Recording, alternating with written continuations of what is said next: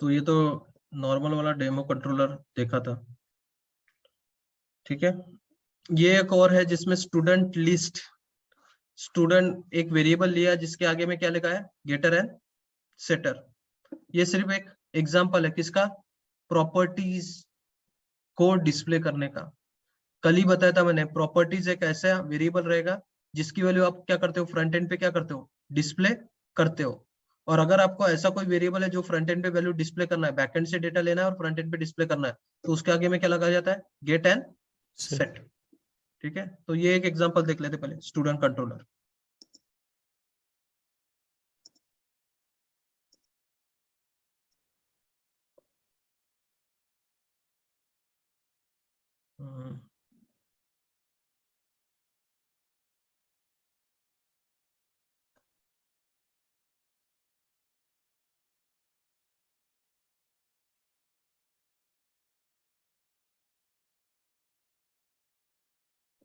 ठीक है, सो file open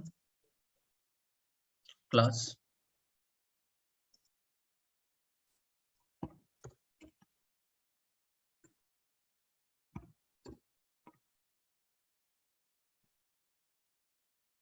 ठीक है। सो स्टूडेंट कंट्रोलर नाम का मैंने क्लास बनाया जिसमें एक वेरिएबल बनाया स्टूडेंट नाम का। नॉर्मल स्टूडेंट नाम का क्या करा है, वेरिएबल बना है। बट ये स्टूडेंट नाम के वेरिएबल में स्ट्रिंग है, डेटा मेरे को क्या करना था, फ्रंट एंड पे डिस्प्ले, यानी स्टूडेंट में जो भी वैल्यू आई वो फ्रंट एंड पे डिस्प्ले होना चाहिए। इसलिए इसके आगे में क्या लिखा मैंने, गेट एंड सेट।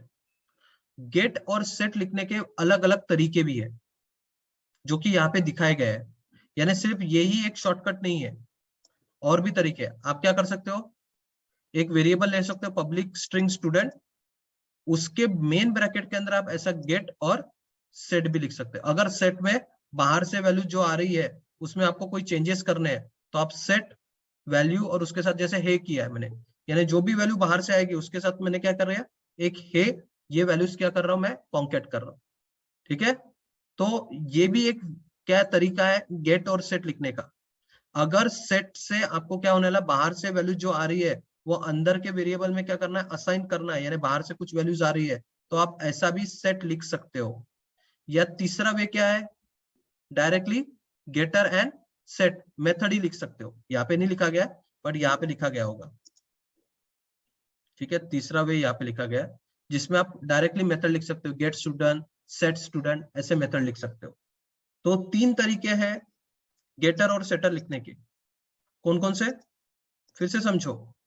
एक तो आप जैसे ये लिख रहे हो गेट और सेट, तो इसमें कंसीडर होता है कि सेट में कुछ वापस नहीं आ रहा है ना, सेट में बाहर से कुछ वैल्यूज नहीं आ रही, इसलिए आपने ये शॉर्टकट लिखा गेट और सेट। कल जाके ऐसा हो सकता है कि आपके पास बाहर से कुछ वैल्यूज आ रही है जो अंदर में असाइन करना है, तो आप क्या कर सकते हो, वेरिएबल बना सकते हो डायरेक्ट, और वेरिएबल के अंदर दोनों मेथड लिख सकते हो ऐसे, गेट जो कि वैल्यू रिटर्न करेगा, क्योंकि गेट का मतलब क्या था, फ्रंट एंड पे वैल्यू डिस्प्ले करना, और सेट का मतलब क्या था, बाहर की वैल्यू अंदर लेके आना। तो ये वैल्यू प्लस है कि हम लोग क्या कर रहे हैं, बाहर से लेके आ रहे हैं और अपने स्टूडेंट नाम के वेरिएबल में असाइन कर। समझा क्या, other way to write getter and setter? Yes sir. Yes yes sir. Yes और मैं बार बार बोल रहा हूँ, गेटर और सेटर कब किसके लिए लगता है, अगर मेरे को मेरे कंट्रोलर की वैल्यू फ्रंट एंड पे डिस्प्ले करनी तब गेटर मेथड, और अगर मेरे को बाहर से वैल्यूज लाके कंट्रोल यानी फ्रंट एंड में विजुअल फोर्स के थ्रू वैल्यूज लेना है और अंदर लेके आना है तब मेरे को सेटर मेथड लगती है।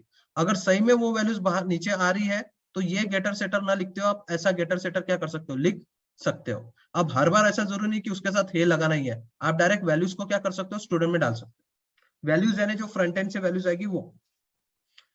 क्लियर है क्या? Yes sir. यस सर ठीक है।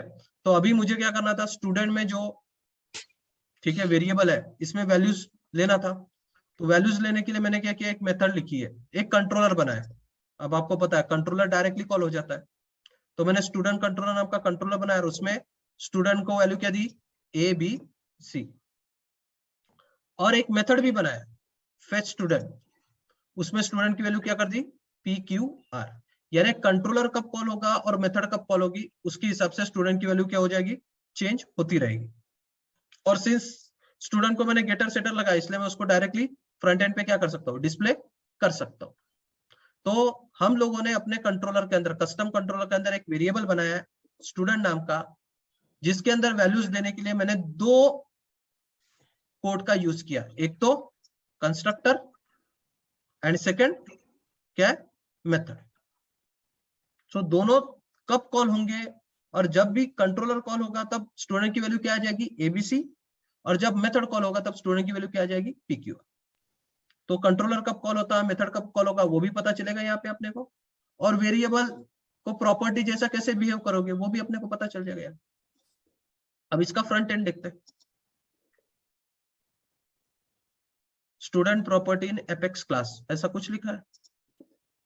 तो फाइल, पेज, ओपन, पेज,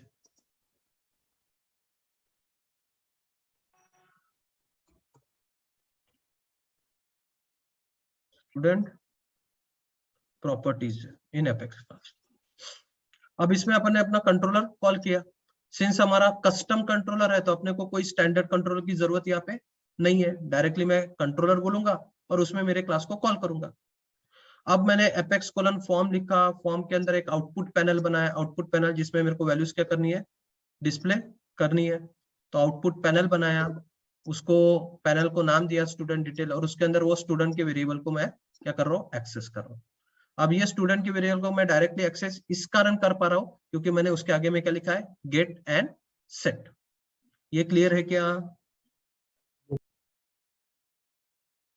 अरे क्लियर है क्या Yes, कि sir. आप कैसे Yes. बैकएंड से वैल्यूज फ्रंट एंड पे डिस्प्ले करो? ये बहुत इंपॉर्टेंट कंसेप्ट है।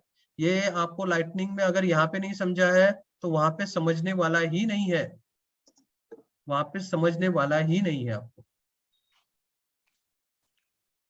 क्लियर है? सो हम लोगों ने बैकएंड पे एक वेरिएबल डिफाइन किया है जो कि फ्रंट एंड पे ट्रैवल हो रहा है। बैकएंड पे एक वेरिएबल डिफाइन किया है जो कि फ्रंट एंड पे ट्रैवल हो रहा है, और वो वेरिएबल को ट्रैवल करने के लिए अपने को उसके आगे में क्या लिखना पड़ेगा, गेटर एंड सेटर। तो स्टूडेंट नाम का वेरिएबल मैंने यहाँ पे प्रिंट किया, सिंपल प्रिंट किया आउटपुट पैनल। और सिंस मैंने एक मेथड भी बनाई थी तो मेथड को कॉल करने के लिए बटन बना ली, कमांड बटन, और एक्शन में लिखा फेच स्टूडेंट। फेच स्टूडेंट नाम की क्या है, मेथड है। अब इस मेथड को एक्शन मेथड बोलेंगे या नॉर्मल मेथड बोलेंगे? Fetch student, Sir, action method. Normal method. Sir page reference नहीं है। हाँ Sir, तो बटन को क्लिक करने सर के बाद है ना नॉर्मल sir? तो ये एक्शन मेथड रहेगी या नॉर्मल मेथड बोला जाएगा? Normal normal method. Normal method बोला जाएगा, भले ही बटन के क्लिक के ऊपर है, बट सिंस वो मेथड का रिटर्न टाइप क्या है, एज रेफरेंस नहीं है, इसलिए Okay. उसको नॉर्मल ही मेथड बोला जाएगा। क्लियर है? पर बटन के क्लिक के ऊपर कॉल हो रहा है तो अपन बटन के क्लिक के ऊपर वो मेथड को कॉल कर रहे हैं, और बटन है इसलिए एपेक्स कोलन फॉर्म लिखना जरूरी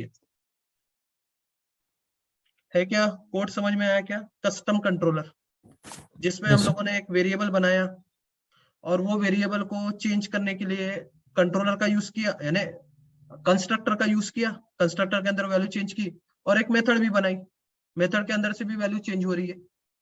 मेथड को कॉल किया बटन के ऊपर, और वो वेरिएबल को प्रिंट करना है तो एक आउटपुट पैनल बना, उसके अंदर वो प्रिंट कर रहा हूं, मैं कहीं पे भी प्रिंट कर सकता हूँ उसको, तो आउटपुट पैनल के अंदर प्रिंट कर रहा हूँ। इसमें किसी को कोई क्वेश्चन?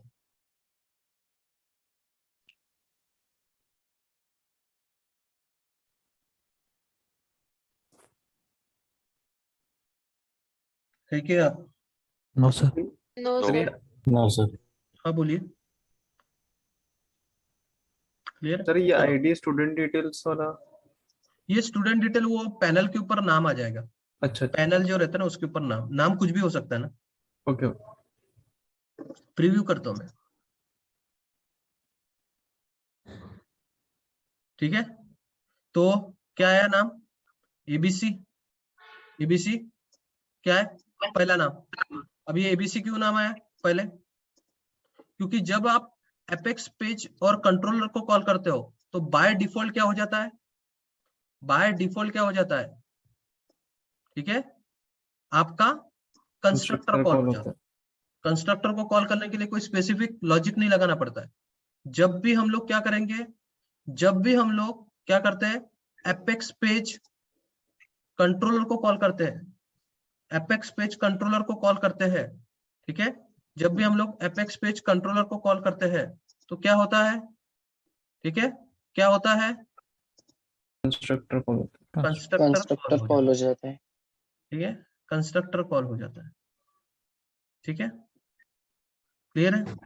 सो इसलिए स्टूडेंट में क्या नाम आया, ए बी सी, ठीक है। अब जैसे ही मैं बटन को क्या करूंगा,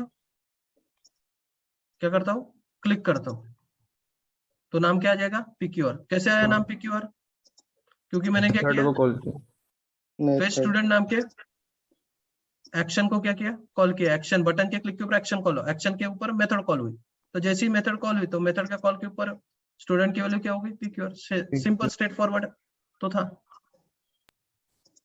है क्या क्लियर। तो Yes, sir. कंट्रोलर कंस्ट्रक्टर जब कॉल कब होगा, कंस्ट्रक्टर कॉल कब होता है, जैसे ही आप एपेक्स पेज और उसमें क्या लिखते हो, कस्टम कंट्रोलर का नाम, कंट्रोलर तो आपका कंस्ट्रक्टर कॉल हो जाता है। एक्सटेंशन कंट्रोलर में भी वैसा ही है, कंस्ट्रक्टर कॉल करने के लिए आपको स्पेसिफिक कुछ लिखना नहीं पड़ता। जैसे ही आप एपेक्स पेज एक्सटेंशन कंट्रोलर में क्लास का नाम दोगे, या एपेक्स पेज कस्टम कंट्रोलर के अंदर कस्टम कंट्रोलर का नाम दोगे, तो जैसे ही आप नाम देते हो तो आपका कंस्ट्रक्टर कॉल हो जाता है। इसलिए अगर आपने देखा होगा, सबसे पहले जब पेज आता है अपने पास, सबसे पहले जो पेज आता है तो नाम क्या रहता है उसका, पहले इसमें नाम क्या रहेगा, ABC ही नाम रहेगा। क्यों, क्योंकि बाय डिफॉल्ट कंस्ट्रक्टर क्या हो जाता है, कॉल हो जाता है, और उसका नाम क्या आ जाता है, A B एंड C। इसलिए आप जब सबसे पहले पेज रिव्यू करोगे तो उसमें नाम क्या आएगा, ABC। अब जैसे ही बटन क्लिक करोगे तो मेथड कॉल होगा, तो मेथड के अंदर से उसका नाम क्या हो जाएगा, PQR। है क्या clear, yes sir. Code Yes, clear sir. है, यस सर। कोड क्लियर है क्या, चलो आगे। Yes sir. स्टूडेंट लिस्ट, तो ये एक और एग्जांपल है जिसमें, ठीक है, स्टूडेंट कंट्रोलर 1, यानी अलग अलग तरीके बता रहा हूँ वेरिएबल्स डिफाइन करने के, हाँ, तो ध्यान दो।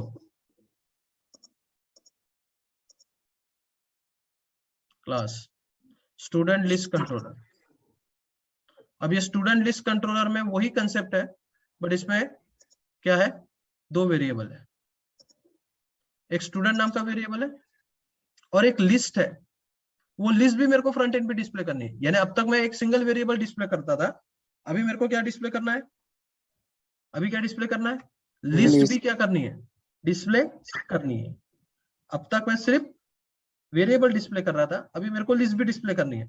तो मैंने दो वेरिएबल लिए, एक में सिर्फ स्ट्रिंग एक वेरिएबल है स्टूडेंट नाम का, और एक में क्या है, वेरिएबल है जो क्या है, स्टूडेंट लिस्ट है, और उसमें स्ट्रिंग जा रहे हैं, लिस्ट ऑफ स्ट्रिंग, यानी इसमें मल्टीपल वैल्यू जा रहे हैं, उसमें सिंगल वैल्यू जा रहे हैं, और दोनों को फ्रंट एंड पे डिस्प्ले करना था, इसलिए मैंने दोनों के ऊपर क्या लिखा, गेटर एंड सेटर। बस कंस्ट्रक्टर बनाया, उसमें वो स्टूडेंट लिस्ट में मैंने क्या डाला, A एंड B, लिस्ट है ना, तो लिस्ट में वैल्यूज क्या जाते हैं, लिस्ट में मेथड है ऐड नाम की, पता है क्या, कलेक्शन में मेथड है, Yes, sir. लिस्ट Yes, में add sir. नाम की मेथड है, सर। Yes, sir.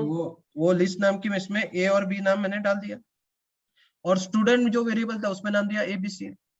अब ये कब कॉल होंगे, जैसे ही आपका कंट्रोलर कॉल हो जाएगा फ्रंट एंड पे, तो अपना कंस्ट्रक्टर कॉल हो जाता है बैक एंड पे, और लिस्ट भी बन जाएगी, और उसमें वैल्यू क्या आ जाएगी, A और B, और स्टूडेंट में वैल्यू आ जाएगी ABC।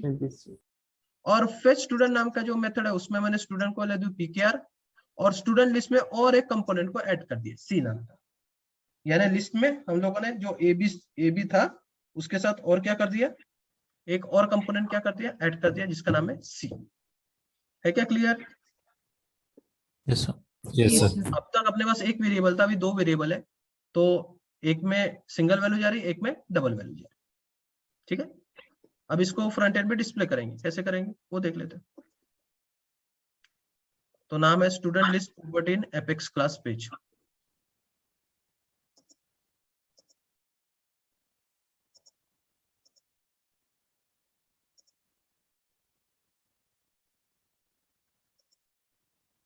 अब फिर से वही स्टूडेंट कंट्रोलर 1 नाम का क्लास कॉल किया, ठीक है, तो अपने क्लास का नाम था स्टूडेंट कंट्रोलर 1।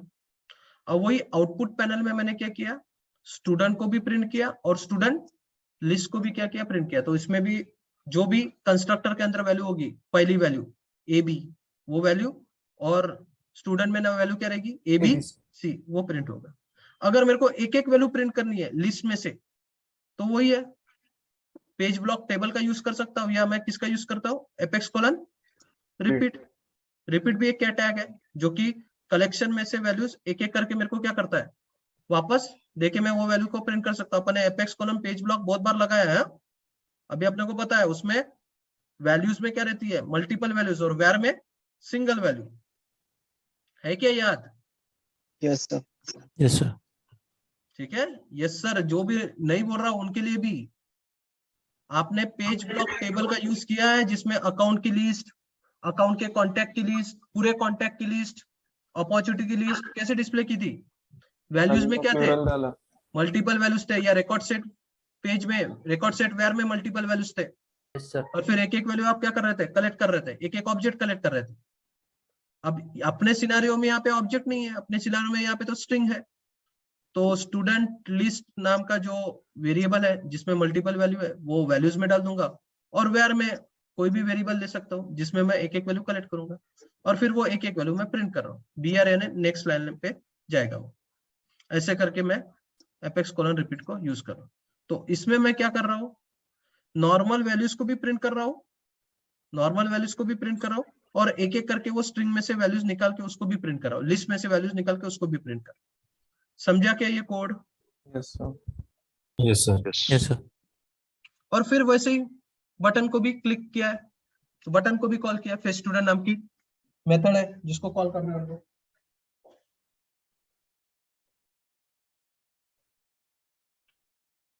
इसको भी प्रीव्यू करते हैं।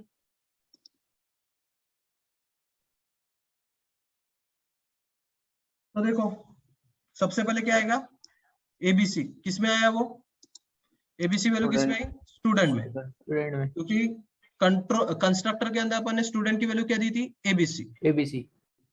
ठीक है, फिर वैल्यू है ए और बी, ये कहां से आई, ये वैल्यू किससे आई, स्टूडेंट लिस्ट से, क्योंकि कंस्ट्रक्टर के अंदर अपन ने स्टूडेंट लिस्ट में वैल्यू क्या डाली है, ए और बी। अब मेरे को रिपीट करके एक एक वैल्यू निकालना था, तो मैंने वो स्टूडेंट लिस्ट को लिया, फिर उसकी वैल्यू S1 में डाला, और फिर उसकी वैल्यूज क्या कर रहे अपन, प्रिंट कर रहे थे। तो वो देखो एक एक करके वैल्यूज आई, ए वाली वैल्यू आई पहले, फिर बी वाली, रिपीट, एक एक वैल्यू को क्या करेगा, निकालेगा और प्रिंट करेगा। अब जैसे ही फेच स्टूडेंट नाम की मेथड को कॉल कर दूंगा, तो अभी लिस्ट में क्या आएगा, ABC आएगा, और रिपीट वाला फिर से रिपीट मार के A, B और C को क्या करेगा, प्रिंट करेगा। ये छोटे छोटे एग्जांपल्स है, पर यही बड़े एग्जांपल्स में कन्वर्ट होंगे। तो वेरिएबल, सिंगल वेरिएबल कैसे डिफाइन होता है, लिस्ट का वेरिएबल कैसे डिफाइन होता है, लिस्ट में वैल्यूज कैसे डाले जाते हैं, कंस्ट्रक्टर कब कॉल होता है, मेथड कब कॉल होती है, अगर लिस्ट में वैल्यूज है तो वो कैसे फ्रंट एंड पे आप डिस्प्ले करोगे एक एक करके, ये सब कुछ आपको आगे में बड़े एप्लीकेशन के लिए काम में आएंगे। इसलिए छोटे एप्लीकेशन लेके एक्चुअल वेरिएबल कैसे बिहेव कर रहे हैं वो बताने की कोशिश है। समझा नहीं समझा, कोई क्वेश्चन इश्यूज पूछ सकते हो।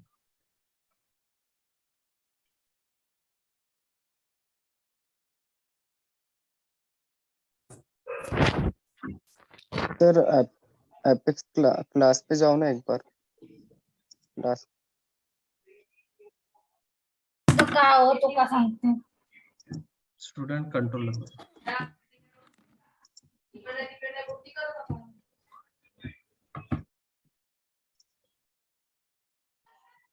हाँ बोलिए। सर नहीं सर, देखना था एक बार। देख लिए? हाँ सर।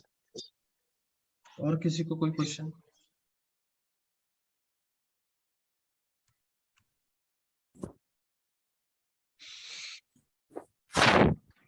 No sir. वहां पे एक वेरिएबल था, यहाँ पे दो वेरिएबल, और दूसरा वेरिएबल है वो लिस्ट है, बाकी कोई फर्क नहीं। सर अपन उसको फॉर लूप लगा के भी कर सकते थे ना, ऐड, मतलब दो वैल्यू। फॉर लूप वहाँ करके पे ऐड अपन होते हैं क्या वैल्यूज, फॉर लूप करके इटरेट होता है वैल्यूज, इटरेट, रेट होता है। और फॉर लूप बैकएंड में लगता है, फ्रंट एंड पे एपेक्स के टैग लगते हैं। फ्रंट एंड पे कहाँ फॉर लूप लगा हुआ, फॉर लूप कहाँ लगता है, बैक एंड बैकएंड में, Backend। यहाँ पे लगता है। अगर मेरे को यहाँ पे लिस्ट में से वैल्यूज निकल रही थी तो मैं फॉर लूप लगा। फ्रंट एंड पे सर आपको मैं बोल रहा था वो एरे लगा के नहीं, क्या एरे में 2 वैल्यू देके हम्म, डायरेक्ट वैसे कोड छोटा हो जाता ना, वो बोल रहा था। हाँ हाँ कर सकते हैं वैसे। हाँ बस ठीक। अब हम लोग क्या करेंगे, और एक एग्जांपल लेंगे यहाँ पे, बहुत इंपॉर्टेंट एग्जांपल है ये। हम लोगों ने, अगर याद होगा आप लोगों ने पेज इनिशियल वाला प्रोग्राम किया था, याद है क्या? Yes sir Yes, sir. Yes तो सर। वो पेज इनिशियल वाले प्रोग्राम में आप लोगों ने क्या किया था कि डेटा डिस्प्ले किया था कॉन्टैक्ट या अपॉर्चुनिटीज का, और फिर नीचे में उनकी प्रीवियस और नेक्स्ट नाम की क्या की थी आपने, लिंक मेथड लगाई थी। लगाई थी। Down. और वो प्रीवियस और नेक्स्ट नाम के मेथड पे क्लिक करने पर प्रीवियस पे डेटा जाता था और नेक्स्ट पे डेटा जाता था। बट वो प्रीवियस और नेक्स्ट नाम की मेथड जो थी वो स्टैंडर्ड कंट्रोलर की खुद की मेथड थी। हम लोग सिर्फ उसको वहां पे क्या कर रहे थे, यूज कर रहे थे। मैं वो मेथड को चेंज कर पा रहा था क्या वहां पे? नहीं, मैं सिर्फ वो मेथड्स को क्या कर रहा था, यूज।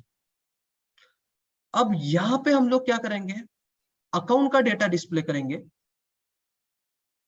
और उसके ऊपर पेज इनिशियल लगाएंगे, बट अपनी खुद की मेथड्स प्रीवियस और नेक्स्ट नाम, यानी स्टैंडर्ड कंट्रोलर की प्रीवियस और नेक्स्ट नाम की मेथड नहीं यूज करेंगे। अभी अपन अपना खुद का कस्टम कंट्रोलर बनाएंगे, खुद डेटा डिस्प्ले करेंगे, जिसका भी डेटा मेरे को डिस्प्ले करना है, और उसके ऊपर क्या लगाएंगे, प्रीवियस और नेक्स्ट नाम की खुद की मेथड लगाएंगे।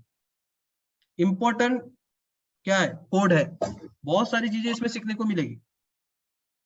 समझा क्या क्या करना है अपने को? Yes standard sir. कंट्रोलर में अपन प्रीवियस और नेक्स्ट जो पेज इनिशियल में आगे का डेटा या पीछे का डेटा दिखाता था, वो अपन उनकी खुद की मेथड्स यूज कर रहे थे, उन्होंने बनाए थे वो मेथड, सिर्फ अपन क्या कर रहे थे, यूज कर रहे थे। बट अभी हम लोगों को क्या करना है, अपनी खुद की मेथड बनानी है प्रीवियस, और अपने हिसाब से अपने को प्रीवियस और नेक्स्ट में डेटा क्या करना है, डिस्प्ले करना है। तो अभी हम लोग अपने हिसाब से लिस्ट डिस्प्ले करेंगे और अपने हिसाब से प्रीवियस और नेक्स्ट की मेथड बनाएंगे। क्लियर है कंसेप्ट, क्या करना है अपने को? सर तो कस्टम पेज इनिशियल वाला कोड है जिसमें सब कुछ अपना लॉजिक, कोई स्टैंडर्ड कंट्रोलर के साथ लिंक नहीं, प्रीवियस नेक्स्ट लिस्ट सब अपन खुद के ही बनाएंगे। तो चलो ये कोड को दिखाता हूं और फिर इसको चला के दिखाते।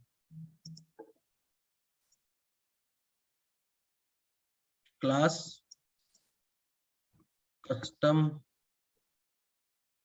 क्लास का नाम क्या है, पेज इनिशियल 1।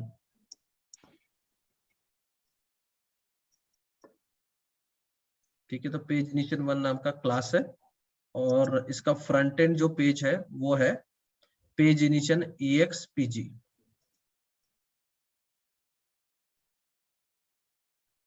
ठीक है, तो ये इसका पेज है।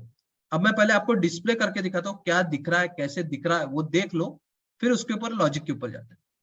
पहले इसको डिस्प्ले करके बताता हूँ, फिर लॉजिक के ऊपर जाते हैं। ठीक है, तो प्रीव्यू,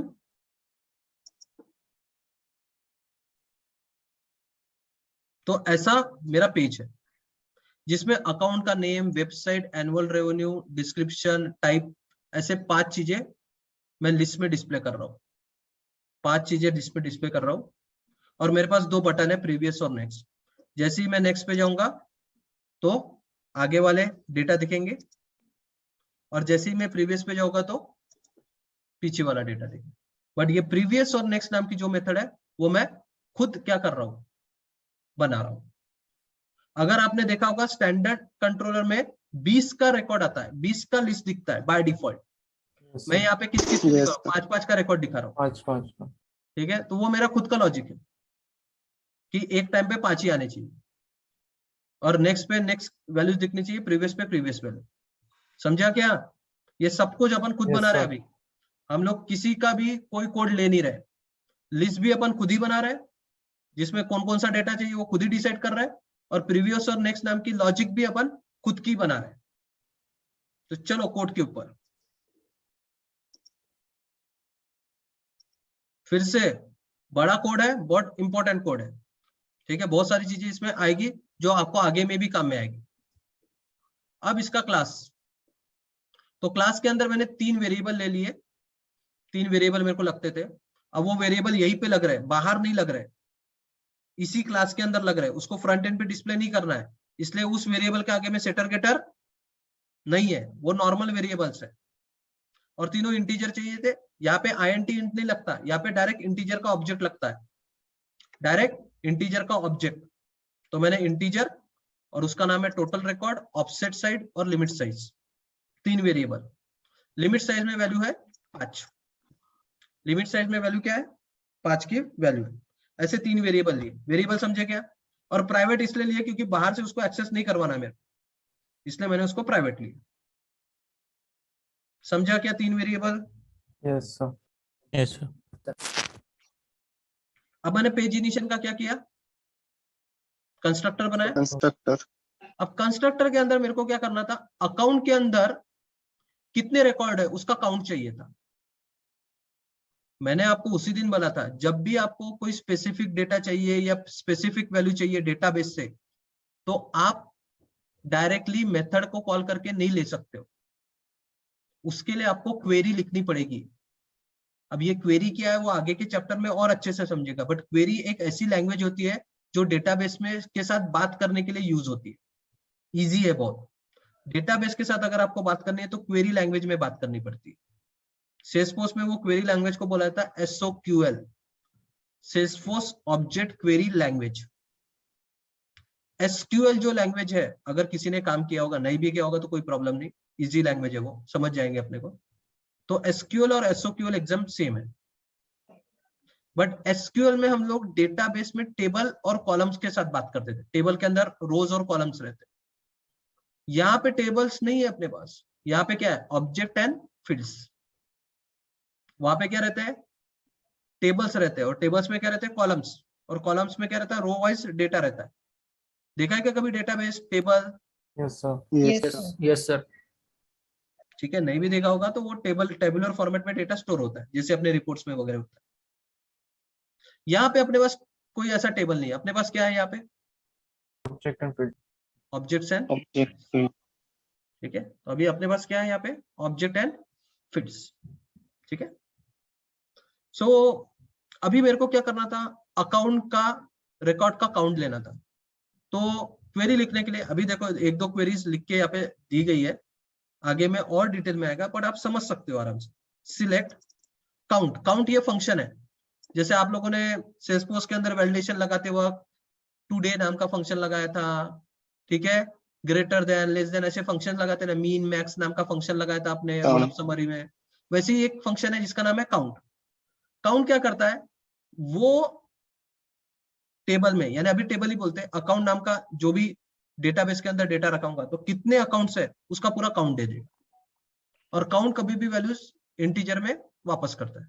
तो इसकी वैल्यू मैंने क्या किया, ऐसा फॉर्मेट है, ब्रैकेट में अपन क्वेरी लिखते हैं और जो भी वैल्यूज वापस आ रही वो मैं कलेक्ट कर रहा हूँ। तो मैंने टोटल रिकॉर्ड में क्या किया, पूरे अकाउंट्स कितने हैं मेरे सेल्सफोर्स के अंदर उसका काउंट करके मैंने टोटल रिकॉर्ड में स्टोर कर दिया।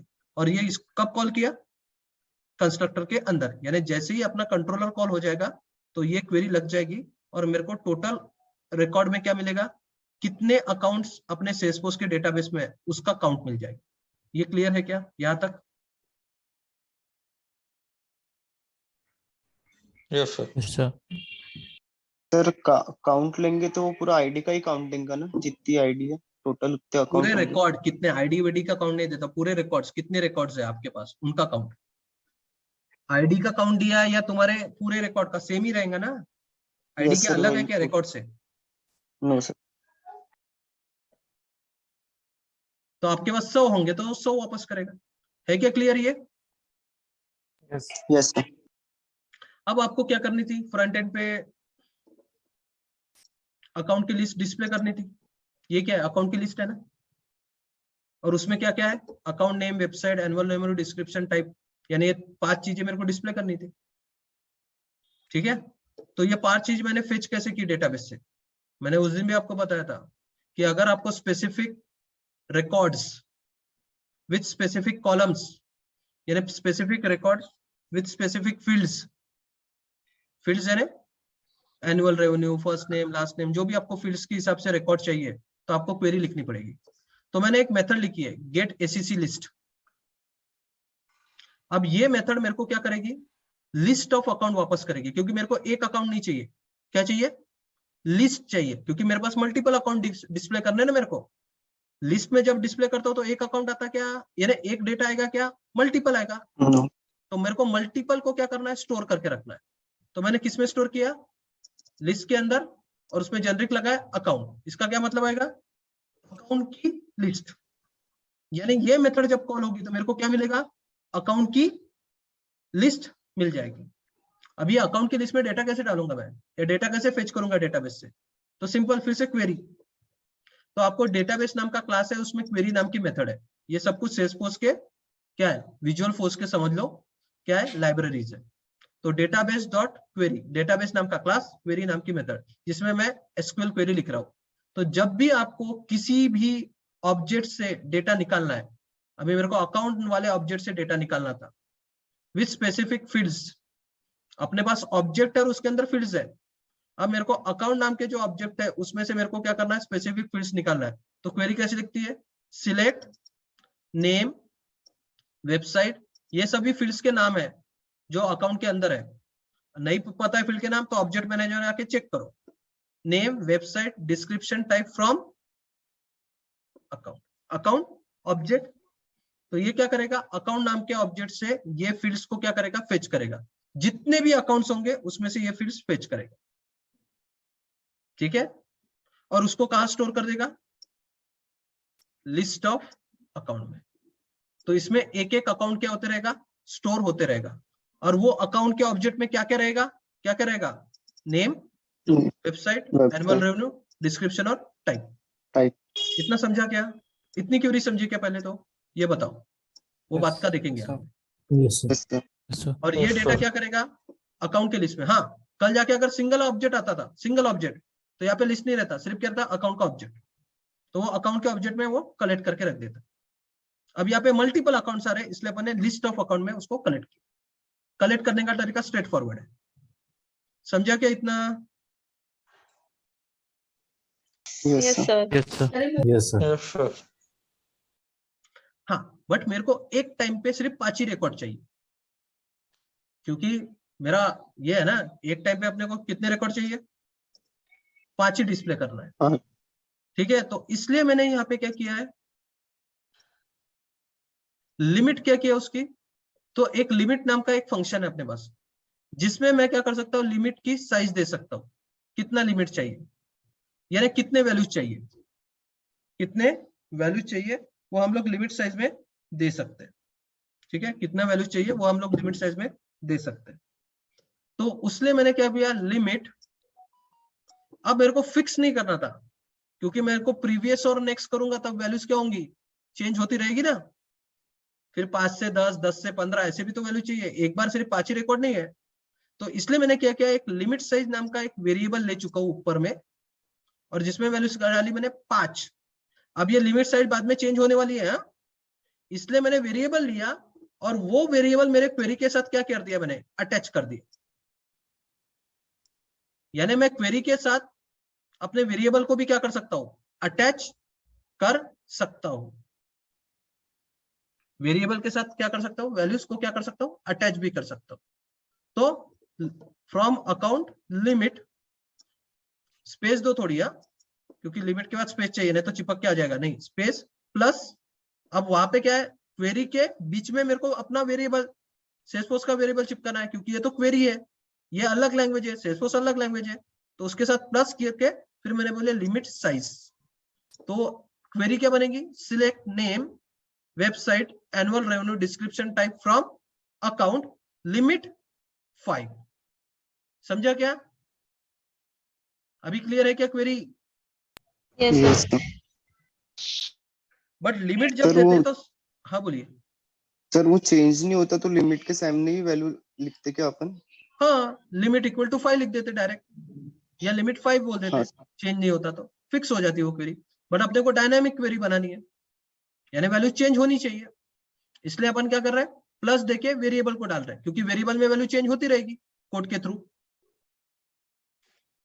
है क्या क्लियर? Yes sir. बाकी लोगों को कैसे क्वेरी लिख रहा है और क्वेरी में कैसे डायनामिक वैल्यूज देना है जो कि चेंज होती रहेगी आगे में।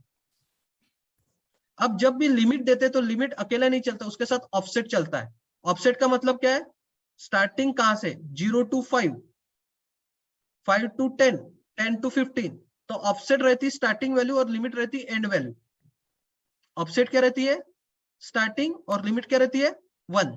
तो जब आपको कभी भी रिकॉर्ड लेने हैं स्टार्टिंग और एंड ऐसे मिला के, तो आपको फिर से एक और देना पड़ता है जिसका नाम क्या है? ऑफसेट। तो फिर से क्वेरी चालू की मैंने, क्योंकि ऑफसेट ये क्वेरी का काम नाम था, ऑफसेट, और प्लस एक और वेरिएबल दे दिया ऑफसेट नाम का। अब ऑफसेट में क्या नाम क्या है? 0। तो क्या क्वेरी बनेगी अभी? Select name website annual revenue description type from account limit 5 offset 0। 0। ये क्या करेगा? 0 to 5 रिकॉर्ड आपको फेच करके क्या करेगा? वापस कर देगा। समझा क्या? कैसे हम लोग ये ऊपर से गया सब? समझा सर। हम लोग अभी क्या कर रहे हैं? खुद की क्वेरी लिख रहे हैं, खुद डेटा फेच कर रहे हैं, और वो भी उतने ही साइज का जितना मेरे को चाहिए, उतना ही डेटा आना चाहिए। इसलिए मैंने क्वेरी लिखी। क्वेरी तो नॉर्मल है, select name website annual revenue description form type account, but मेरे को सिर्फ 5 ही रिकॉर्ड निकालना था, वो भी 0 to 5 वाले। तो मैंने क्या किया? फ्रॉम अकाउंट लिमिट क्या रखी? लिमिट साइज, वो वेरिएबल का नाम मैंने अटैच कर दिया उसके बीच में। तो लिमिट 5 आ जाएगी, और ऑफसेट क्या रहेगा? ऑफसेट क्या रहेगा? 0। तो 0 to 5 मेरे को वैल्यूज आएगी। समझा या क्या हो गया?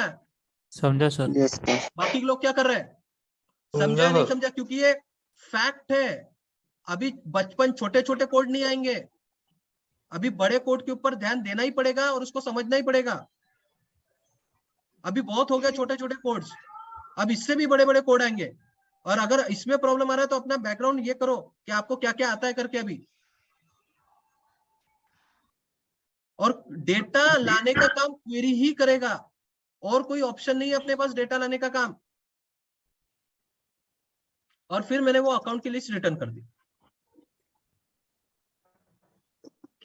तो ये मेथड क्या करेगी? मेरे को अकाउंट की लिस्ट देगी जिसमें अकाउंट के ऑब्जेक्ट्स देंगे, और वो अकाउंट के ऑब्जेक्ट में name website annual revenue description type रहेगा, बट एक टाइम को सिर्फ 5 ही रिकॉर्ड वो लिस्ट में डाल के देगा। है clear? Yes sir. Yes sir. अब प्रीवियस और नेक्स्ट नाम की मेथड बनाएंगे अपन खुद के।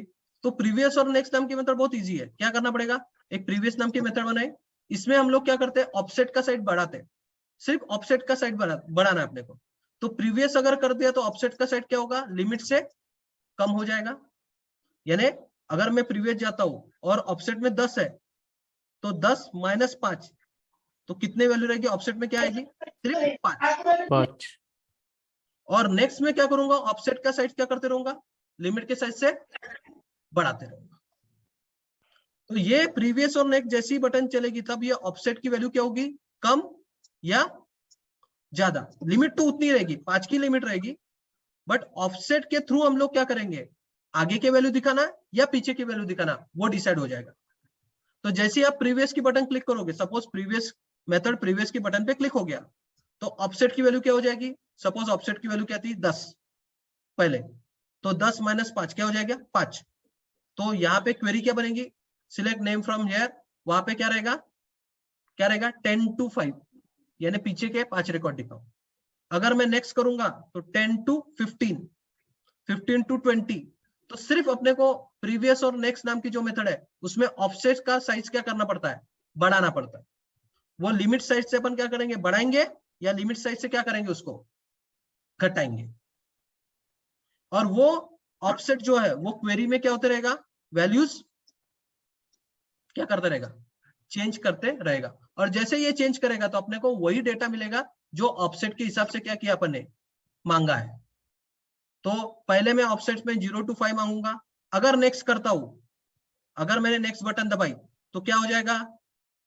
ऑफसेट में क्या वैल्यू आएगी, +5 ऑफसेट में क्या वैल्यू आएगी 5, 5 ठीक है, 5 to 5 यानी 10, तो 10 वैल्यू आएगी। तो अपने को ये क्वेरी में क्या लगेगा, ठीक है, क्या रहेगा आगे की 5, फिर और यानी और आगे की 5, तो लिमिट साइज 5 ही रहेगा, यानी 5 ही डिटेक्ट करना है, बट 5 5 जीरो वाला पहले 5, फिर और 5, फिर और 5, फिर और 5, और जैसे जैसे अपन घटाएंगे तो और माइनस ऐसे माइनस माइनस होते ऑफसेट की वैल्यू घटती जाएगी। तो अपने को सिर्फ ऑफसेट की वैल्यू चेंज करना है प्रीवियस और नेक्स्ट में, और वो वैल्यू किस में लगेगी, क्वेरी में डिफाइन होती रहेगी। वो वैल्यू किस में डिफाइन होगी, क्वेरी में डिफाइन होती रहेगी। ये क्लियर है क्या इतना, यस सर। कोड प्रीवियस और नेक्स्ट का। ऑफसेट समझा क्या, हम लोग क्वेरी में ऑफसेट देना पड़ता है। जब भी आपको कोई एक रेंज में डेटा लेना है तो आपको लिमिट भी देना पड़ता है और ऑफसेट भी देना पड़ता है। लिमिट आपका कितना रिकॉर्ड दिखाना है वो बताता है, और ऑफसेट क्या बताता है, कौन सा रिकॉर्ड देखना है, कितने रिकॉर्ड देखने हैं, ठीक है, स्टार्टिंग पॉइंट कहां से आएगा वो बताते हैं हम लोग। तो अगर मैंने 0 से बोला तो पहले 5 आएंगे, 5 से बोला तो 5 से 10 आएंगे, 10 बोला तो 10 से 15 आएंगे, और जैसे जैसे मैं प्रीवियस करूंगा तो ऑफसेट की वैल्यू क्या होती रहेगी, अगर 15 है तो क्या होती रहेगी 5, तो फिर 20 15 से 10, 10 से 5, ऐसे ऐसे हम लोग क्या करेंगे, लिमिट साइज से उसको कम करते रहेंगे, और नेक्स्ट में लिमिट साइज से उसको क्या करते रहेंगे, बढ़ाते रहेंगे, और ये ऑफसेट फिर क्वेरी में लगते रहेगा, और वैसे अपने को क्वेरी डेटा देती रहेगी। समझा क्या, यस सर। Yes, sir.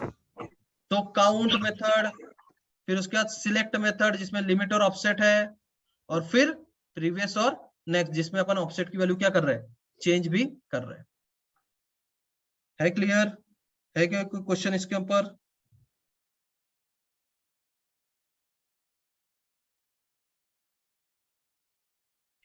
इसको फ्रंट एंड पे डिस्प्ले करते हैं। डिस्प्ले करने का कोड बहुत इजी है, आपके कंट्रोलर को कॉल किया, आपको पता है page block table, ACC list में वैल्यूज है, एसीसी लिस्ट आपकी मेथड है जिसके अंदर अकाउंट की क्या है, लिस्ट है क्या, Yes, sir. Yes sir. तो गेट नाम नहीं लिख रहा हूं मैं, डायरेक्ट एसीसी लिस्ट जिसमें अकाउंट की पूरी लिस्ट है, तो वो मैंने किस में डाली, वैल्यूज में, और वेयर में एक एक ऑब्जेक्ट CC वापस ले रहा हूँ अकाउंट का जो कि लिस्ट के अंदर है, और अकाउंट के ऑब्जेक्ट लेने के बाद वो कॉलम में मैं क्या कर रहा हूँ, डिस्प्ले कर रहा हूँ, नेम, वेबसाइट, एनुअल, ये सब कुछ मैंने क्वेरी से फेच किया है, और वही क्वेरी से जो फेच किया वो कॉलम्स में यहाँ पे डिस्प्ले कर रहा हूँ। ऐसा अपन ने बहुत बार किए थे, तब अपन ने उनकी लिस्ट यूज किए थे, अभी अपन अपनी खुद की लिस्ट यूज कर रहे हैं, और कुछ नहीं है। और बस नीचे में 2 मेथड बना लिए कमांड बटन में, प्रीवियस और नेक्स्ट, और इसके ऊपर क्या किया, मेथड कॉल किए प्रीवियस और नेक्स्ट नाम की। तो प्रीवियस जैसी क्लिक होगी तो पीछे के रिकॉर्ड दिखाएगा, नेक्स्ट जैसे क्लिक होगी बट किससे दिखाएगा, वो ऑफसेट की वैल्यू चेंज होगी। तो ऑफसेट की वैल्यू चेंज होने के लिए क्या करना पड़ेगा, फिर से क्वेरी के ऊपर जाना पड़ेगा। तो फिर से क्वेरी के लिए जाने के लिए अपन ने क्या किया, री रेंडर डिटेल में गए। री रेंडर डिटेल का मतलब क्या आएगा, यहाँ पे री रेंडर डिटेल का मतलब है कि जब भी बटन क्लिक होगी तो इसको ऊपर जाके ये वैल्यूज फिर से चेंज करना है, इसको बोलते हैं री रेंडर। फिर से ऊपर में जाके वैल्यू चेंज होनी चाहिए। देखो बटन क्लिक होगी तो सिर्फ ऑफसेट की वैल्यू चेंज होगी, बट ऑफसेट की वैल्यू सिर्फ चेंज नहीं करना है, मेरे को क्या करना है, वो क्वेरी में जाके ऑफसेट की वैल्यू क्या होनी चाहिए, चेंज भी होनी चाहिए, और डेटा क्या होना चाहिए, फिर से रिफ्रेश होना चाहिए ना। तो उसके लिए हम लोग क्या कर रहे हैं, बटन के क्लिक के ऊपर क्या लिख रहे हैं, री रेंडर डिटेल। री रेंडर डिटेल का मतलब क्या है, जैसे ही बटन क्या होगी, क्लिक होगी, ठीक है, तो वो ऊपर में जाके फिर से एसीसी नाम की मेथड क्या होगी, कॉल होगी, उसमें ऑफसेट जाएगा, वैल्यूज, नया डेटा बनेगा, और फिर से लिस्ट क्या होगी, रिफ्रेश होगी। तो ये ऐसा चलेगा, जैसे आप नेक्स्ट की बटन क्लिक करोगे, ठीक है, तो जैसे ही नेक्स्ट की बटन क्लिक करोगे क्या होगा, बटन क्लिक हुआ, प्रीवियस नाम की मेथड तो आ जाएगी, सॉरी नेक्स्ट नाम की मेथड आ जाएगी, नेक्स्ट मेथड से ऑफसेट में वैल्यूज भी आ जाएगी, बट उतने से काम होगा क्या, मेरे को मेरी क्वेरी भी चलनी चाहिए ना उस हिसाब से। तो इसलिए मैं यहाँ पे बोल रहा हूँ री रेंडर डिटेल। अब री रेंडर डिटेल का मतलब है, ये जो पेज ब्लॉक को मैंने नाम दिया डिटेल, तो वो फिर से ये डिटेल ब्लॉक के अंदर आएगा, और ब्लॉक के अंदर आया तो मेथड के अंदर आएगा एसीसी, एसीसी नाम के मेथड के अंदर आएगा, तो वो क्वेरी फिर से चलेगी, ऑफसेट में नई वैल्यू जाएगी, और उसके हिसाब से डेटा फिर से रिफ्रेश होके आपको प्रिंट पे मिलेगा। इसलिए अपने को री-रेंडर और जो भी आपने वो ब्लॉक को नाम दिया वो देना जरूरी है। इसका मतलब है कि मेरे को बटन क्लिक होने के फिर से ऊपर में जाके फिर से मेथड को कॉल करना, ये बताना मेरे को, क्योंकि जब तक मेथड कॉल नहीं होगी क्वेरी रिफ्रेश ही नहीं होगी ना। समझा क्या? sir. Yes sir. Yes, sir. सो अभी आपको ऐसे कोड लिखना आना चाहिए जिसमें बहुत सारे टैग्स का यूज होगा, बहुत सारे मेथड यूज होंगे, बहुत सारे क्वेरी यूज होंगे, and that is a fact. ठीक है, तो एक टेक्स्ट फील्ड बनाया, एक बटन बनाया और खुश हो गया, ऐसा नहीं होगा। अब आपका खुद का पेज इनिशियल, खुद के मेथड्स, और ये जैसे जैसे प्रैक्टिस करोगे वैसे आएगा। मैं ऐसा नहीं बोलूंगा कि एक ही टाइम पे उसको समझ में आएगा, पर प्रैक्टिस करना पड़ेगा। क्लियर है?